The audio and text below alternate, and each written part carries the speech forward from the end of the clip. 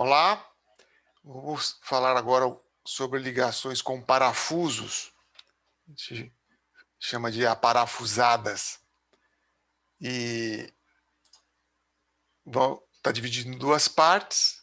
Nós vamos ver, obviamente, ligações simples com parafuso, principalmente as que funcionam por cisalhamento.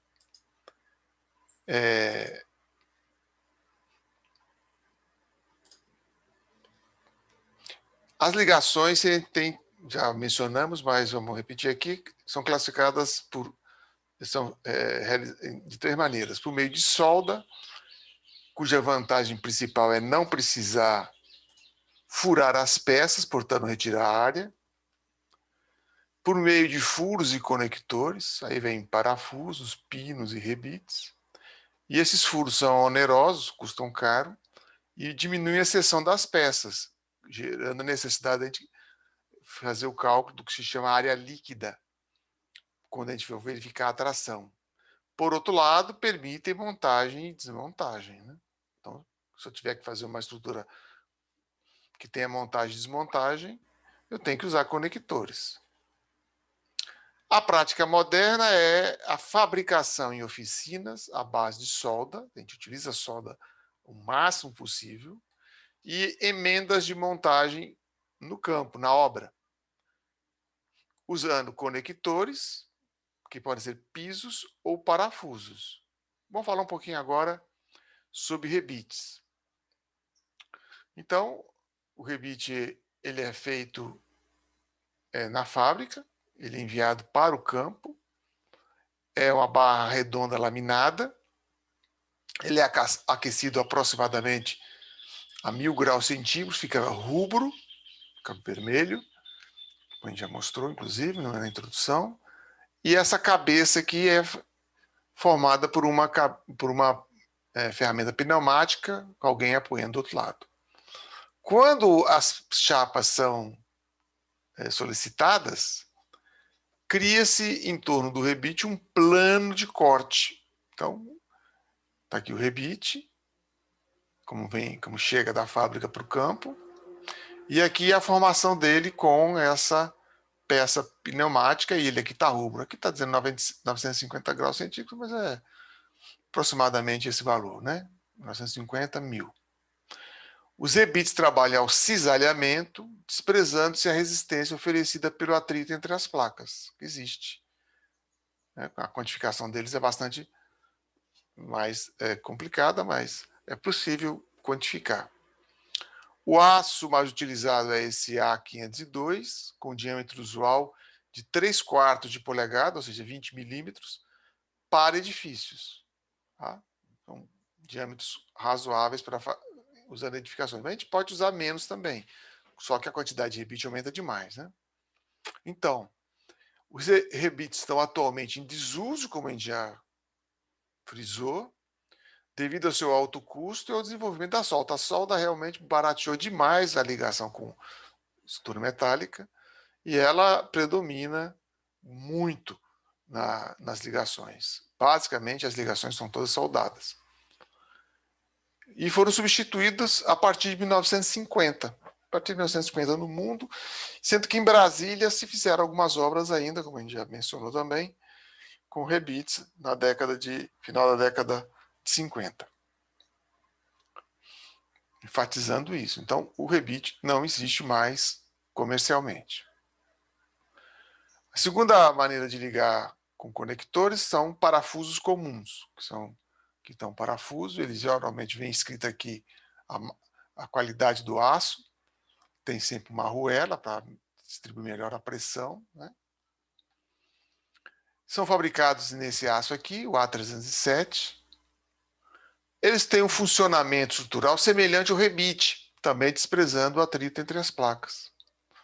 Algo muito importante, os furos nas peças devem ter um diâmetro 1/16 avos de polegada, maior que o diâmetro do parafuso. Então, de 1,6 a 2 milímetros. Então, o diâmetro do furo é maior do que o diâmetro do parafuso. Um pouquinho maior, para poder encaixar. Essa é a folga estrutural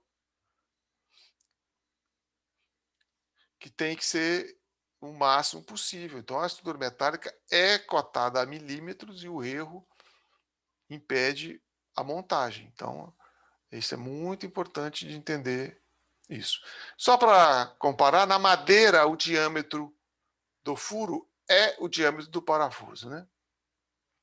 Está aqui um outro parafuso numa emenda. As porcas aqui, né?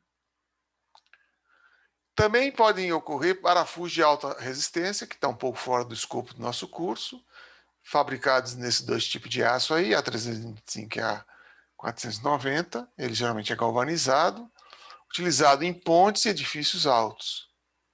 Considera-se o atrito entre as placas e aplica-se uma pretensão no parafuso através de um torquímetro, que é um equipamento, quem está vendo aqui. Você calibra para ele não dar uma torção maior do que o parafuso resiste. Né? Finalmente, pinos. Conectores de grande diâmetro, maior que 1 polegada, 25 milímetros. Está aí um conector aqui, né? Nessa rótula do Renzo Piano. Utilizado em estruturas desmontáveis é um aparelho de apoio, que é o caso. Aqui outro, um pino já de grande diâmetro, para diminuir o número de chapas. Percebam? Aqui tem 1, 2, 3, 4 cortes, aqui tem muito mais. Né? E eles são geralmente em aço AST636, esses pinos. Vamos ver como é que se dá a distribuição dos esforços pelos conectores. Então, aqui tem uma força, aqui eu tenho metade em 2 chapas, então são 3 chapas aqui, nesse exemplo. Então, aqui fosse um fluxo, né, de tensão, podemos pensar assim. Uma parte esse parafuso transfere, depois essa parte, depois essa parte. Tem o contato aqui das chapas com o parafuso e dessa chapa com o outro, transmitindo essa força aqui. A distribuição real não é uniforme, ela é variada. Contudo, a gente considera que a distribuição de cálculo, todos os parafusos resistem à mesma coisa. Por isso que a gente precisa que as ligações sejam o mais compactas possível. Então, admite-se que todos os parafusos existe uma parcela igual de carga. Deve-se utilizar um máximo de 5 parafusos por fila. Isso aí é uma recomendação para fazer com que fique o mais compacto possível. Nem sempre é possível fazer isso. Obviamente, a gente tem, quando tem mais parafusos, fazer um cálculo mais sofisticado. Então, está aqui. Né? Então, se quiser limitar a 5, talvez tenha que aumentar o diâmetro, mudar a chapa, complica um pouco, mas o objetivo é fazer com que isso fique o mais compacto possível e que todos os parafusos resistam à mesma carga. Bom, aqui está o diâmetro em polegadas, o diâmetro em centímetros, a área, o diâmetro do núcleo, ou seja, a parte que não é o fuste, essa parte aqui chama-se fuste, aqui onde está a rosca tem um núcleo, né, que é menor, um diâmetro bem menor, está aqui, ó, diâmetro em torno de 20% menor. A área, por exemplo, do fuste, que é essa área aqui, que cisalha, nesse caso do parafuso de meia polegada é 1,27, igual à área, né? Aproximadamente. O diâmetro é igual à área. Mas a área do núcleo é bem menor, como vocês estão vendo aqui. Ok? Isso é importante quando a gente vai fazer o parafuso a tração. Tem um espaçamento mínimo e eu queria que vocês decorassem esse número aqui, 3D. Na falta de tiver que fazer um detalhamento para apresentar no projeto de arquitetura, utiliza 3 vezes o diâmetro. Esse é um número importante de espaçamento entre parafusos. Esse é o mínimo para fazer com que haja uma distribuição uniforme.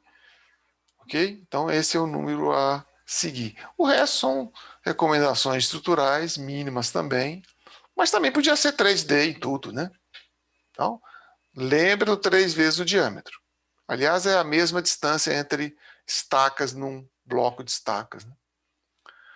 Também a gente pode determinar um espaçamento máximo que é utilizado para impedir a entrada de água e impureza entre as chapas. Normalmente, para peças comprimidas, é 15 vezes a espessura da chapa, e tracionada 25 vezes a espessura da chapa. Então, veja que nesse caso aqui, colocaram uns outros parafusinhos aqui, não são estruturais, é só para não deixar que essa chapa tivesse aqui, entre essa peça e a chapa, possibilidade de facilidade de entrar água. A estrutural é aqui, né? Aqui e aqui, ok? Então, isso são disposições construtivas na hora de configurar essas ligações com parafusos. Esse slide, vocês já viram, é quando a gente estudou tensões.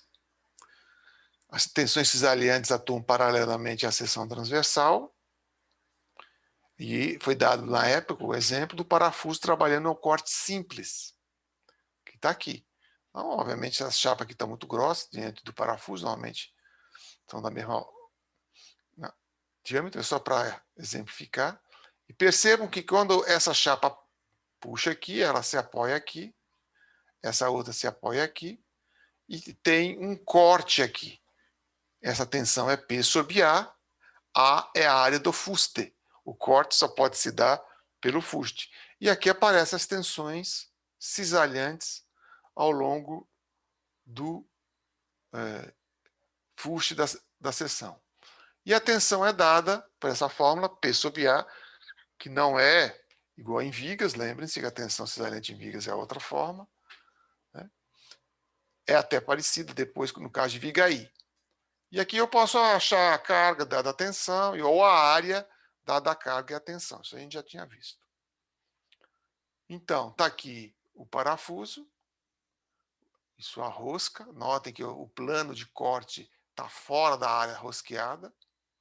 Aqui eu tenho uma tensão de contato, outra tensão de contato. Então, o diâmetro nominal do parafuso. E aqui as tensões que estão aqui nessa área que é cisalhada nesse plano de corte aqui. Então, as tensões de corte, cisalhamento, no fuste, no corpo do parafuso, tensões de esmagamento de contato no apoio da placa. Então, aqui tem um contato. Quando eu puxo aqui, essa chapa se apoia, portanto, aqui, ação no parafuso, reação na chapa. A gente tem que tomar cuidado, se a chapa for muito fina, por exemplo, quando em chapa dobrada, ela pode rasgar. Então, essa verificação do esmagamento do apoio da placa de ligação é importante quando eu considero chapa dobrada. Okay? Então, a tensão no fuste é dada por essa fórmula. P, que é a carga, a força que está cisalhando, dividido pela área do fuste, tem que ser menor que uma tensão admissível. A área do fuste é πd2 sobre 4, é o famoso πr ao quadrado, mas como a gente trabalha com diâmetro em estruturas, né, é πd2 sobre 4, ok? E a tensão admissível, a gente adota 800 kgf por centímetro quadrado, independente de qualquer coisa, é um valor para ligações com coeficiente de segurança bastante razoável. Portanto, juntando tudo, eu tenho que P sobre πd2 sobre 4 menor ou igual a 800. Portanto, se eu tiver a carga, eu acho o diâmetro. Se eu tiver o diâmetro, eu verifico se a tensão é menor com a carga dada. Se é menor que 800, tá certo? Então, eu tenho que ter um dos dois valores para resolver essa inequação. Normalmente, a gente já, para cada diâmetro e cada condição de chapa, eu tenho uma carga que resiste um parafuso. Então, a maioria das vezes, na prática, a gente divide a carga dada pela carga resistida por um parafuso e tem um número de parafusos, que é o nosso problema. Quantos parafusos eu preciso? Aqui eu estou fazendo para um só. Eu tenho que verificar também essa tensão de esmagamento ou de contato, que é P sobre a área de contato, e a área de contato, embora ela se dê em volta de toda a região do fuste, ela é adotada a favor da segurança como sendo T vezes D. Então, eu adoto T vezes D, é a área de contato aproximada, é a projeção, na verdade. Tá certo? Isso aí é uma área de contato aproximada. Embora a área de contato seja, né, uma forma variável. Então, isso aí tem a ver com a tentativa de adotar algo que facilite o cálculo. Por outro lado, a tensão admissível dá 2.800 kg por centímetro quadrado, justamente por conta dessa aproximação aqui de um outro fenômeno que nós vamos ver daqui a pouco. Então, P sobre TD, T é a espessura da chapa, D é o diâmetro do parafuso, tem que ser menor que 2.800. Então, como eu estava comentando, isso é devido a esse fenômeno de contato chamado tensão de Hertz. Então, essa tensão de contato pontual tem uma concentração de tensões que, portanto, permite que a tensão seja maior do que o normalmente do material, por conta dessa distribuição não uniforme das cargas. Então, isso aí é uma maneira de considerar de forma aproximada essa tensão de contato. Quando a gente tem 2 cortes no parafuso, e é o usual, o máximo é 1 ou 2, quando eu tenho um aparelho de apoio, o número de cortes aumenta bastante, a gente tem que contar ali. Mas nas ligações corriqueiras é isso, eu vou ter uma ou dois planos de corte. Aqui é o corte duplo, então o mesmo parafuso cortado 2 vezes. Tá bom? Então, normalmente a espessura da chapa onde vem da chapa mais grossa aqui é maior que 2 vezes as outras chapas. Isso aqui ficou um pouco confuso, né? Porque isso aqui está cotando isso aqui, e isso aqui é a cota disso aqui. Tá? Mas, em suma, as duas chapas menores têm que ser maior ou igual em área, geralmente elas são iguais, que é a chapa maior. Então, tá aqui, eu vejo que eu tenho 2 tensões de contato. Uma na chapa menor e outra na chapa maior. E 2 planos de corte. Ok? Então, as tensões são dadas assim. A de cisalhamento, como eu corto 2 vezes a área, parece esse 2 aqui.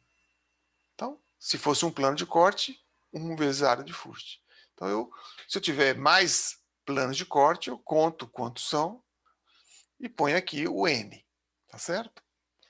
No caso aqui da tensão de contato, vejam bem essa tensão aqui, é a carga que é dada na chapa 1, que é P sobre 2.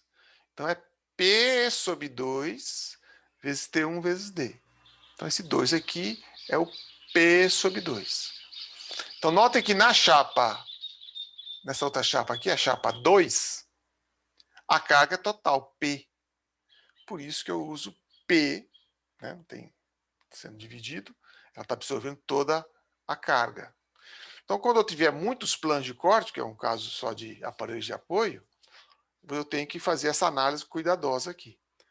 Então, no caso aqui, eu tenho que verificar a tensão de cisalhamento admissível, que é 800, e a tensão de contato, que é 2.800. Então, tem que levar em conta se eu tenho a carga total aqui, ou metade da carga, e se eu estou considerando no cisalhamento 1 ou 2 áreas de fuste. Então, esse é o padrão do cálculo que a gente vai fazer de